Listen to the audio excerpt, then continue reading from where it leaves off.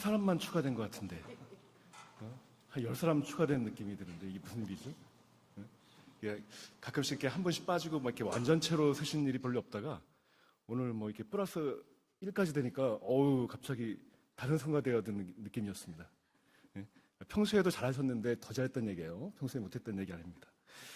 놀랐습니다. 예. 요즘 같이 언제든지 성가대가 열려 있다고 하시니까 참여를 원하시는 분들은 이렇게 지원하셔서 같이 찬양해 주시기 바랍니다. 예. 오늘 성가대하고 저와 좀 복장이 비슷하죠. 예. 좀 복장이 좀 생경할 것입니다. 예. 그리고 잘 안 보이실 것 같기도 한데 오늘 저 로만 칼라를 했는데 예. 이게 보통 로만 칼라를 하면은 이제 이 카톨릭 신부님들 옷이 아닌가 이런 생각도 하시잖아요. 사실 이 옷의 뿌리는 19세기 이 스코틀랜드 장로교에서 시작되었습니다. 거기 이 도널드 맥러드 목사님이라는 분이 계셨는데 그분이 시작을 했는데 그 당시에 이 부와 신분을 과시하던 하나의 조건이 있었습니다. 넥타이가 멋있어야 됐어요. 근데 사실 지금도 마찬가지죠. 넥타이가 가격이 비싸거든요. 그래서 이 넥타이가 사회적인 명함이 되던 시대였습니다. 그때 이 목사들은 이 담 몇 푼짜리 이 천조각이나 이 플라스틱을 대가지고 그 넥타이를 대신했던 것이죠. 나는 사회적인 신분이나 이런 것이 중요하지 않고 오직 주의 종입니다. 라고 이것을 통해서 선포하는 것입니다. 어떤 그 낮아짐의 표시를 이것으로 했던 것이었죠. 이 취지를 1960년대에 천주교에서 받아들입니다. 이 바티칸 제2공의회를 통해 가지고 이 복장을 채택하고 이 보편화되었던 것이죠. 그 당시에는 찬반 여론이 많았습니다. 혹시 이 조반니노 과레스키의 이 돈카밀로 시리즈 읽어보신 적 있으십니까? 뭐 신부님 우리 신부님 이런 제목으로도 나왔었는데 60년대 이후에 나왔던 작품에 이것이 반영된 적이 있습니다. 이 젊은 신부가 왔어요. 돈 키키라고 하는 젊은 신부가 왔는데 이제 이 복장을 하고 온 거예요. 그러니까 이 돈카밀로가 마음에 안 듭니다. 좀 이렇게 연미복 같이 옛날 그 옷을 입고 있었는데 젊은 친구가 이렇게 하고 오니까 뭐라고 표현하냐면 세일즈맨 같이 입었다 이렇게 표현을 했습니다. 이제 사실 그것이 목적이었던 것이죠. 왜? 더 사람들에 가까이 가고 더 사람들한테 좀 친숙한 옷을 입어가지고 어울리고자 하는 목적이 있었던 것입니다. 근데 기존에 있던 사람들은 사제의 권위가 훼손된다는 느낌도 받았던 것이죠. 하지만 겸손하게 보통의 사람들과 더 가까이 위한 그런 취지와 목적이 있었던 것입니다. 평소에는 저도 이거 잘 입지 않습니다. 전에는 잘 입었다가 이제 병동을 다니다 보니까 환자들이 저를 신부님으로 하는 거예요. 그래서 어느 본당에서 오셨어요? 라고 이렇게 묻는 걸 보고서 이거를 하면 좀 안 되겠구나 해가지고 조금 다른 것을 입기 시작했습니다. 그래서 오늘만큼은 예전이 있어서 이 시간 그 의미를 가지고 낮춤의 의미를 가지고 입고 왔습니다. 그리고 오늘은 제가 이 흰 가운을 입었습니다. 이걸 이제 엘브라고 하는데 보통 이 검정 가운이 있는데 그걸 동복, 겨울옷이라 그러고 이 흰 가운을 하복, 여름옷이라고 하는 경우도 있습니다. 근데 이 잘못된 표현입니다. 그런 전통은 없습니다. 본래 이 검정 가운을 제네바 가운이라고 부릅니다. 목사만 성직이 아닙니다. 자신의 직업을 소명으로 여기면 교수님이나 우리 학생이나 다 그것이 성직이 될 수 있습니다. 그래서 이 종교개혁 시대에는 자기의 직업을 나타내는 그 평상복을 입고 예배해 왔습니다. 그래서 이 칼빈이 그 당시에 교수였는데 이 교수였던 칼빈이 검은 가운을 그대로 입고 이 예배 강단에 올랐던 것이죠. 그래서 이 장로교회에서는 검은색 가운이 하나의 전통이 되었습니다. 그래서 제네바에서 시작되었다 해가지고 이 검정 가운을 제네바 가운이다 이렇게 부릅니다. 물론 이제 평상복을 입고 예배드린다는 그 기본 정신을 이어받아 가지고 그냥 양복이나 넥타이 정장으로 설교하는 것도 있습니다. 보통 이제 하와이나 캘리포니아에서는 평상복이 반바지다 보니까 이 반바지에 슬리퍼를 신고 예배하는 경우도 있죠. 그러니까 제가 환자 보호자 예배 드릴 때는 이 원목 가운을 입고 예배 드린 것도 같은 의미이기도 합니다. 자, 그러면 오늘 제가 하얀색은 왜 입게 되었을까? 이 장로 교단만이 교회가 아니잖아요. 다른 교단과도 대화를 하고 교류를 하기 위해서 서로가 서로에게 맞춰주기 시작했습니다. 이 교단의 벽을 넘어가지고 이 그리스도 안에서 하나됨을 고백하는 이 에큐메니컬의 전통이 이 하얀색 옷에 또 담겨 있습니다.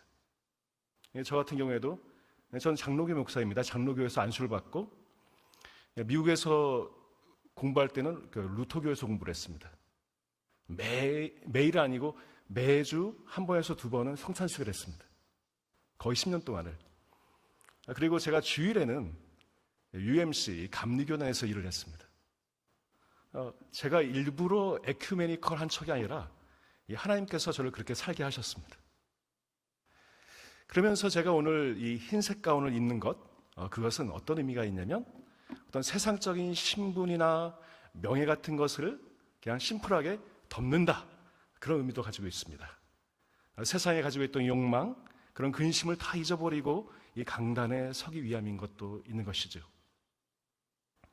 또 하나, 오늘만 제가 할 수도 있는데, 제가 혹시 아까 보셨는지 모르겠지만 허리에 허리띠를 찼습니다. 이걸 싱추어라고 부릅니다. 전통적으로 이 띠는 어떤 순결함과 절제, 그러니까 그런 욕망과 어떤 그런 이 번뇌 앞에서 나를 묶는다라는 의미를 가지고 있습니다. 또 한 가지 의미는 이 창세기 22장에 이삭이 제단에 묶이지요. 그걸 히브리어로 아케다라고 부릅니다. 묶였다. 이 띠를 묶으면서 저의 정욕과 고집을 묶고 주의 말씀에만 결박되는 종이 되게 해 주옵소서라는 그런 의미도 있습니다. 하지만 이것이 저에게만 해당되는 것은 아니죠. 아침에 또 수술에 들어가신 우리 교수님들, 수술복을 여미시면서도 또 진료의 자리에 나가시면서도 또 학생들 지도하기 위해서 가르침의 자리에 나가면서도 그런 각자의 일터, 그런 소명의 자리에서 자신을 다지는 것 또한 결박의 자리가 될 수 있다는 것입니다. 칼빈이 이 매임을, 이 결박을 다른 어휘로 부릅니다. 기독교 강요라는 그의 책이 있는데 그의 3권의 그 1장 1절에 이렇게 나옵니다. 그리스도는 우리 바깥에 계시면서 바깥에 계시면 우리에게 아무런 유익도 주지 못합니다. 그가 이루신 구원이 우리에게 유익이 되려면 그분이 우리 안에 거하셔야 합니다. 이게 무엇이냐면 주님의 역사는 우리 바깥에 있습니다. 그건 맞습니다. 그걸 라틴어로 extra nos, 우리 바깥에 있다고 부릅니다. 우리의 한계를 벗어나는 것입니다. 그런데 거기에 머물러만 있으면 그게 우리에게 유익이 안 된다는 것이죠. 그리고 우리 안에 거해야 됩니다. 거하기 위해서 어떻게 된다? 성령은 그리스도께서 우리를 자신에게 효과적으로 묶어주시는 끈이다 라고 말합니다. 띠의 결박이 제가 저를 묶는 묶음이라면 성령의 끈은 주께서 친히 우리를 그리스도께 묶으시는 그러한 묶음이 됩니다. 끈이 됩니다. 오늘 우리가 또는 제가 이 강대성의 앞에서 같이 매여 있다는 것, 곧 그분이 우리를 묶고 계시다는 것입니다. 미국의 신학자 이 브라이언 게리쉬라는 분이 있습니다. 이분이 이 묶음을 두 단어로 풀어냅니다. 이 그의 책 제목이기도 한데 Grace and Gratitude, 은혜와 감사이죠. 이걸 헬라어로 말하면 카리스와 에우카리스티아입니다. 은혜와 감사. 하나님이 먼저 우리를 베풀어 주시고 묶어 주시고 그 묶음 안에서, 그 은혜 안에서 우리가 감사로 응답을 하는 것입니다. 이 한 줄이, 이 두 단어가 오늘의 이 성찬의 핵심이 됩니다. 또한 우리가 함께 읽었던 이 사도행전의 핵심이기도 합니다. 이 오순절 본문을 우리가 들여다보면 이 구조가 정확히 이 두 단어에 따라서 흘러가게 됩니다. 첫 번째로 하나님이 먼저 바람을 보내시고 불을 임하게 하십니다. 은혜이죠. 카리스입니다. 3,000명이 공동으로 함께 회개를 하게 되고 그 회개의 공동체가 거기에서 나오게 됩니다. 그 다음에 에우카리스티아, 그 공동체가 감사로 주님 앞에 나오게 됩니다. 그래서 42절에 가면 그 전장에 이런 얘기가 나옵니다. 사도의 가르침을 받아 서로 교제하고 떡을 떼며 오로지 기도하기에 힘쓰니라. 성령이 오신 날 교회가 태어났고 그 교회는 태어난 첫날부터 이 주님의 만찬, 유카리스티아입니다. 이걸 나누게 되었던 것입니다. 우리 오늘 나눴던 말씀 그 1절과 3절 함께 읽겠습니다. 시작. 오순절 날에 이미 이름에 그들이 다 같이 한 곳에 모였더니 호련히 하늘로부터 급하고 강한 바람 같은 소리가 있어 그들이 앉은 온 집에 가득하며 마치 불의 혀처럼 갈라지는 것들이 그들에게 보여 각 사람 위에 하나씩 임하여 있더니. 여기서 먼저 보여야 될 건 시간입니다. 본문은 처음에 뭐라고 얘기합니까? 오순절 날이 이름에라고 얘기합니다. 사도들이 성령을 부른 것이 아닙니다. 하나님의 때가 이르렀습니다. 그래서 성령이 오신 것입니다. 은혜는 늘 위에서 아래로 내려옵니다.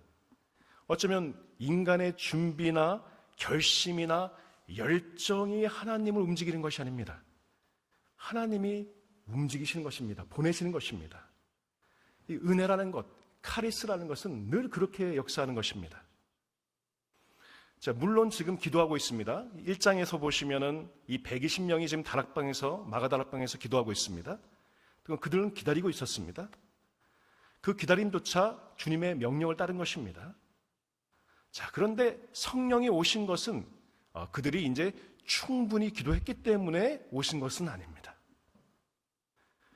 기다림이 응답을 만들어내는 것이 아니란 것입니다. 응답이 그 기다림을 의미 있게 만들어준 것입니다.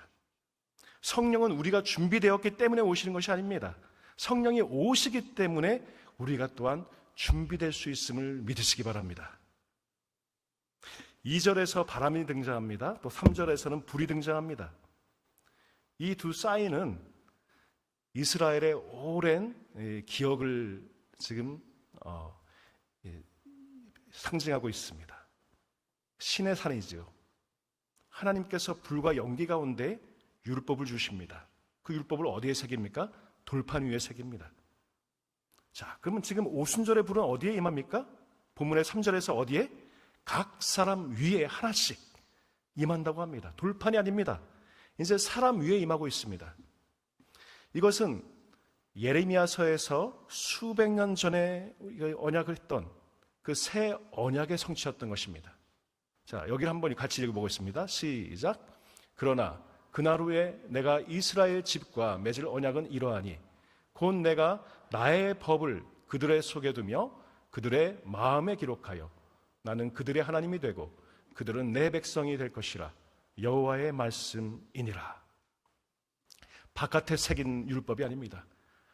안에서부터 타오르는 불이 되는 것입니다. 신의 산의 그 불이 돌판에 새겼던 돌판에 율법을 새겼다면 오순절의 불은 사람의 마음에, 우리의 마음에 그리스도를 새기는 것입니다. 그 이후에 이 14절부터 베드로가 일어서서 사람들에게 선포를 하지요. 뭐라고 선포를 합니까? 우리 17절 한번 읽어보겠습니다. 시작. 하나님이 말씀하시기를 말세에 내가 내 영을 모든 육체에 부어주리니 너희의 자녀들은 예언할 것이요 너희의 젊은이들은 환상을 보고 너희의 늙은이들은 꿈을 꾸리라. 여기까지만 읽을게요. 자, 이건 인용구입니다. 저희 기억이라고 시작되는 게 요엘 2장 28절이다 라는 얘기는 그런 표시를 해주고 있습니다. 자, 근데 요엘 2장 28절을 읽으면 조금 다를 겁니다. 그 후에 내가 내 영을 만민에게 부어주리니 너희 자녀들이 장래일을 말할 것이며 너희 늙은이들은 꿈을 꾸며 너희 젊은이는 이상을 볼 것이며. 처음 시작이 확연하게 다르죠. 그 후회로 시작합니다. 근데 사도행전에 가면 뭘로? 말세로 바뀝니다. 마지막 날로 바뀝니다. 우연한 차이가 아닙니다. 이 본문 전체의 흐름이 여기에서부터 바뀌는 것입니다. 사도행전의 선언은 바로 지금, 바로 이때가 바로 그 마지막 날, 그날의 시작이 되는 날이라고 얘기해 주는 것입니다. 그 이유가 무엇이냐면 33절에 이런 말씀이 나옵니다. 함께 읽겠습니다. 시작. 하나님이 오른손으로 예수를 높이시매 그가 약속하신 성령을 아버지께 받아서 너희가 보고 듣는 이것을 부어주셨느니라. 성령은 어디에서 옵니까? 승천하신 그리스도께부터 옵니다. 하늘에 오르신 그리스도께서 땅에 있는 교회에게 성령을 선물로 내려 보내시는 것입니다. 이것이 오늘 본문이 우리에게 보여주시는 하나의 이 길입니다. 하늘의 그리스도로부터 성령이 내려오시고 땅의 교회로 지금 연결되어 있습니다. 이 연결이 끊이지 않는 한 그 바람은 지금도 불어가고 있습니다.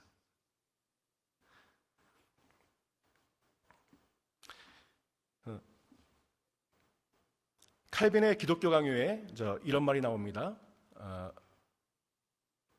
아까 읽었던 그 말씀이죠. 여기서 오순절은 이 역사 속에서 처음으로 성령이 그리스도와 우리를 묶었던 날이 바로 이 오순절의 성령 강림입니다. 승천하신 그리스도와 지상의 교회 사이에 성령이라는 살아있는 다리가 놓인 날이기도 합니다. 자, 그렇다면 이 성찬은 무엇입니까? 성찬은 이 연결이 이런 예전으로 표현되는 것입니다. 아까 말씀드렸던 이 게르시라는 학자가 이 칼빈의 성찬 신학을 이 두 가지 극단에서 이 가운데의 길, 제3의 길을 걷는다고 표현을 합니다. 그 당시에 로마는 이 카톨릭은 화채설을 주장했습니다. 이 화채설이 뭐냐면 이 떡과 포도주가 예수 그리스도의 몸과 피로 그냥 변한다는 것입니다. 진짜로 변한다는 것이에요. 그래서 이 성찬식 가운데에서 예수님의 몸과 피로 변했기 때문에 어떤 일이 벌어지냐면 이 빵은 혹시나 부스러기가 떨어지면 어떻게 하면 됩니까? 주워서 먹으면 되죠. 근데 이 피는 어떻습니까? 떨어지면 땅속에 스며들잖아요. 어떻게 찾을 수가 없습니다. 너무 위험하기 때문에, 잃어버리면 안 되기 때문에 이 성찬식에서 이 포도주를 없앤 그런 시대도 있었습니다. 그 한 방울도 되게 소중했기 때문에 그런 것이죠. 이 화채설에서 나오기 때문에 그렇습니다. 또 다른 극단이 있습니다. 이 찌빙글리의 이제 기념설이 있습니다. 이 떡과 잔은 이 단지 그리스도의 죽음을 기억하는 상징일 뿐 그 이상도 그 이하도 아니라는 것이죠. 이 칼빈은 이 두 입장 모두를 거부하면서 이거를 영적인 임재라고 표현합니다. 그것을 이렇게 얘기합니다. 한번 같이 읽어보겠습니다. 시작. 떡과 포도주가 우리 육신의 생명을 유지하고 지탱하듯이 그리스도의 살과 피가 우리 영혼을 먹입니다. 그리스도께서 우리와 참으로 하나가 되셔서 그분의 살을 먹고 피를 마심으로써 우리를 새롭게 하십니다. 그리스도의 육신이 우리와 멀리 떨어져 있음에도 불구하고 성령께서는 공간적으로 떨어져 있는 것들을 참으로 연합시킵니다. 그리스도께서 우리에게 수혈하시는 그 살과 피의 거룩한 교제를 주님께서는 성찬을 통해 증언하십니다. 성찬식은 영혼의 양식을 먹는 시간입니다. 이 주님께 수혈받는 시간이라고 합니다. 떡이 그리스도로 변하지 않습니다. 그러나 성령께서 우리를 그리스도께 올립니다. 그리고 그분과 연합할 수 있도록 도와주고 그럼으로써 그분의 생명을 우리가 받을 수 있도록 합니다. 그래서 이 칼빈 성찬론에서 가장 아름다운 표현이 여기에 등장합니다. 오늘 설교의 제목이기도 한데 이 고대교회에서 하는 표현이 있습니다. 고대교회에서 이렇게 얘기합니다. 수루숨 코르다. 우리의 심장을, 우리의 마음을 드높이십시오. 올리십시오. 그러면 이 회중들이 어떻게 대답합니까? 하베무스 아드 도미눔. 한번 따라해 보세요. 이따 할 거라서. 시작.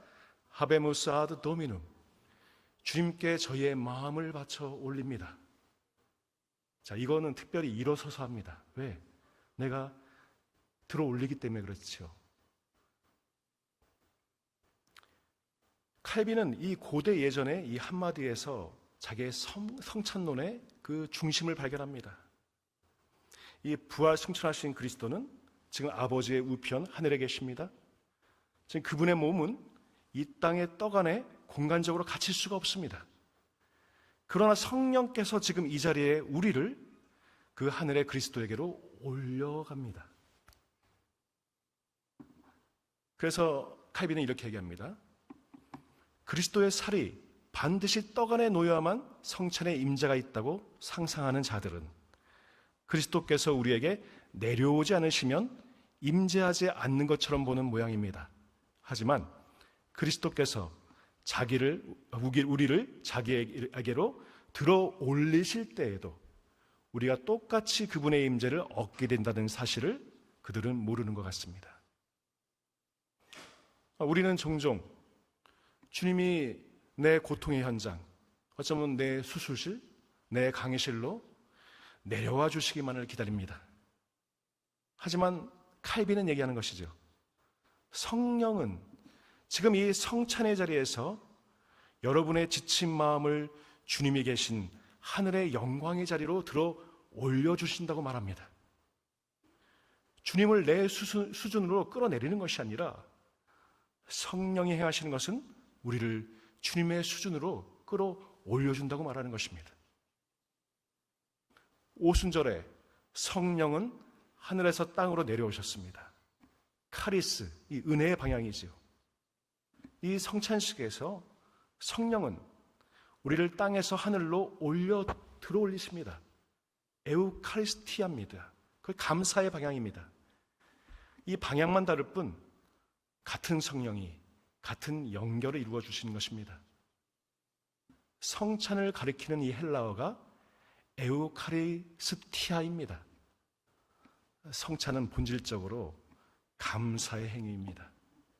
하나님이 먼저 카리스를 주시고 우리가 그 카리스를 받아서 에우카리스티아, 감사로 응답을 하는 것입니다.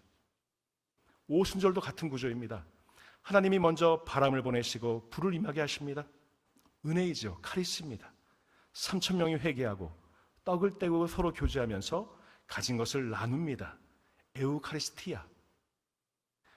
카리스, 은혜가 에우카리스티아, 감사의 공동체를 만드는 것입니다.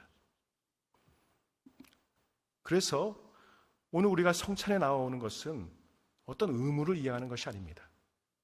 우리가 은혜를 받았기 때문에 감사로 응답을 하는 것입니다. 여기서 한 장면을 떠올립니다. 서기 이제 155년입니다. 로마의 제국의 어느 일요일 아침입니다. 주일 아침에 지금 박해가 한참이었습니다. 그때 한 무리의 신자들이 그 새벽에 조용히 모였습니다. 그리고 그 자리를, 그 예배를 변호하기 위해서 한 그리스인 철학자가 그 당시에 황제였던 이 안토니누스 피우스에게 하나의 변증서를 보냅니다. 그 순교자 이름은 현재 순교자 유스티누스라고 부릅니다. 영어로는 저스틴 마터. 그가 자신이 변호한 그 신앙 때문에 곧 순교를 하게 됩니다. 그가 죽기 전에 변증서를 남기는데 그 제1변증서 67장에 이런 말이 나옵니다. 우리 함께 읽어보겠습니다. 시작. 일요일이라고 부르는 그날 도시와 시골에 사는 모든 이들이 한자리에 모입니다. 사도들의 기록과 예언자들의 글이 시간이 허락되면 낭독되고 인도자가 그 본문을 따라 권면합니다. 그 모두가 함께 일어나 기도하고 떡과 잔과 물이 가져와집니다. 인도자가 감사를 드리며 기도할 때 회중은 아멘으로 응답합니다. 그리고 그 자리에 있는 모든 사람에게 그 감사와 떡과 잔이 분배되며 그 자리에 있을 수 없었던 이들에게는 집사들이 그 떡과 잔을 가지고 갑니다. 이 마지막 문장에서 그 자리에 있을 수 없던 이들에게 어떻게 합니까? 떡과 잔을 가지고 간다고 이야기합니다. 초대교회는 이미 알고 있었습니다. 이 에우카리스티아, 이 감사, 그 자리는 한 건물 안에 갇힐 수가 없는 것입니다. 병상에 누운 신자가 있으면, 또는 일터에 묶여있는 신자가 있으면, 또는 박해를 피해서 숨어있는 신자가 있으면, 너무 멀어서 올 수 없는 사람이 있다면 그 순간은 그 모두를 위한 자리라는 것입니다. 그래서 집사들은 떡과 잔을 손에 들고 그들의 자리로 찾아갑니다. 이 본당의 자리와 본당 바깥의 자리가 같은 자리라는 것입니다. 같은 성령께서 그 자리를 하나로 묶고 계셨기 때문입니다. 오늘 우리가 이 자리에 하고 있는 것이 바로 그것입니다. 그 2000년 전에 그 집사들이 떡과 잔을 들고 걸어갔던 그 길, 그걸 오늘은 우리는 이 휴대용 성찬 키트 또는 이 온라인 영상을 통해서 다시 시행하고 있는 것입니다. 또는 병실에서, 기숙사에서, 당직실에서, 또는 이 가정에서 같은 시간에 같은 이 떡을, 이 예배당을 향하고 있는 분들, 다른 예배를 드리고 있는 것이 아닙니다. 같은 성령께서 묵고 계시는 같은 자리에 함께 있고 있는 것입니다. 우리가 이 떡을 봅니다. 이 잔을 다시 봅니다. 단순히 2000년 전의 사건을 상징하는 그런 기억이 아닙니다. 지금 이 자리에서 성령께서 우리를 부활하신 그리스도에게로 올려 드시는 순간입니다. 우리는 하늘에 계신 그리스도의 그 살과 피에 실제로 참여하게 되는 것입니다. 영적으로 성령님께서 그렇게 도와주고 계심을 믿으시기 바랍니다. 말씀을 마치겠습니다. 우리는 일주일 내내 서로 다른 무게를 짊어지고 같은 자리에 지금 나와 있습니다. 저마다의 이 결박을 짊어지고 이 자리에 왔습니다. 어쩌면 이 도서관의 무거운 공기를 가르고 이 공부하고 있는 그 학생의 어깨에 어쩌면 미래에 대한 꿈이 또는 그런 책임이 그 안에 있고, 또는 밤샘의 피로를 안고 온 우리 전공의 분들 또 눈꺼풀에는 또 책임이 있지요. 평생 또한 이 인술에 헌신하시고 이제는 은퇴하시고 이 기도의 자리를 지키시는 여러 교수님들 그 마음에는 어떤 이 남겨진 이들을 향한 그런 사랑이라는 끈이 매어 있을 것입니다. 때로는 그 끈들이 우리를 아래로 끌어내립니다. 어쩌면 우리의 이 컴퓨터 그 작업 그 아래로 끌어내리고, 검사 결과 아래로 끌어내리고, 어떻게는 무력감 아래로 우리를 끌어내리기도 합니다. 그래서 오늘 우리가 함께 외칠 수르숨 코르다, 우리의 심장을 들어올린다, 마음을 들어올린다, 그것이 우리에게 던진 그 말씀이 결코 가벼운 위로가 되지 않습니다. 내 마음을 높이 들어 올리라, 그것은 단순하게 현실을 도피해라 하는 그런 주문이 아닙니다. 우리가 손에 잡히는 그 환자의 고통, 우리 학업의 무게, 그것을 그대로 아는 채로 모든 것을 주관하시는 부활하신 주님께 우리의 호흡을 바치며 고개를 들라는 하나의 요청인 것입니다. 우리가 스스로를 말씀에 결박할 때에 역설적으로는 성령께서는 우리를 이 땅의 중력으로부터 자유케 하시면서 하늘의 보좌로 이끌어 들어 올리실 것입니다. 바람은 지금도 붑니다. 불은 꺼지지 않았습니다. 성령께서는 여전히 우리와 함께 계십니다. 오순절은 그 2000년 전에 어느 하루의 사건으로 끝나지 않습니다. 오순절은 그리스도께서 다시 오실 때까지 지속되는 새 언약의 시대이며, 오늘 이 성찬의 자리에도 그 시대 안에 있음을 믿습니다. 바람은 지금도 붑니다. 불은 꺼지지 않았습니다. 성령은 결코 떠나지 않습니다. 이 성찬의 자리에서 하나님이 먼저 주신 그 카리스, 은혜를 기억하시기 바랍니다. 그리고 우리를 단단하게 묶어주신 그 성령의 끈을 신뢰하시기 바랍니다. 그리고 그 묶임 안에서 최고의 감사로 응답하시기를 바랍니다. 그래서 우리가 다시 돌아갈 우리의 삶의 현장에서 성령의 끈에 묶여서 하늘의 기쁨을 맛보며 이제는 하나님의 은혜와 감사와 성령의 들어올리심이 가득하며 우리의 충만하시기를 주님의 이름으로 축원합니다. 함께 기도하겠습니다.